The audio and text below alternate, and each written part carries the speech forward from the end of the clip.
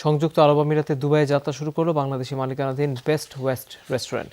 উদ্বোধনী অনুষ্ঠানে প্রধান অতিথি ছিলেন বাংলাদেশ বিজনেস ফোরামের সভাপতি মাহবুবুল আলম মানিক। বিশেষ অতিথি ছিলেন বাংলাদেশ বিজনেস অ্যাসোসিয়েশনের সভাপতি শিকদার মোহাম্মদ সাফায়েতুল্লাহ।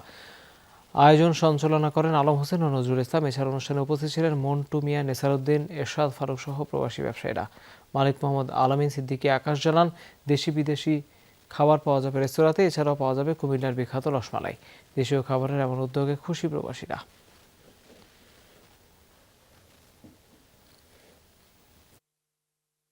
কুমিল্লার কৃতি সন্তান তারা কয়েকজন ভাই বারাদর বন্ধু মিলে এই রেস্টুরেন্টগুলো পরিচালিত করবেন বলে তারা প্রতিজ্ঞাবদ্ধ হয়েছে।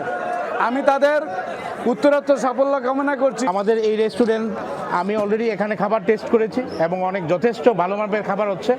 বিভিন্ন স্টেটগুলোতেও এই রেস্টুরেন্টের ব্রাঞ্চ হবে, যাতে করে সবাই আমাদের এই মুখরোচক খাবারগুলো খেতে পারে। ফার্স্ট অফ অল আমি দুবাইতে আইসে কিন্তু রেস্টুরেন্টের ব্যবসায়ী করছি। যে বাংলাদেশে যদি 2-4 জন শেফ থাকে, তার মধ্যে একজন শেফ আমার শেফ। এবং আমাদের যে মিষ্টির কারিগর, আমি বলবো যে বাংলাদেশে যদি 2-4 জন মিষ্টির কারিগর থাকে, তার মধ্যে আমার একজন।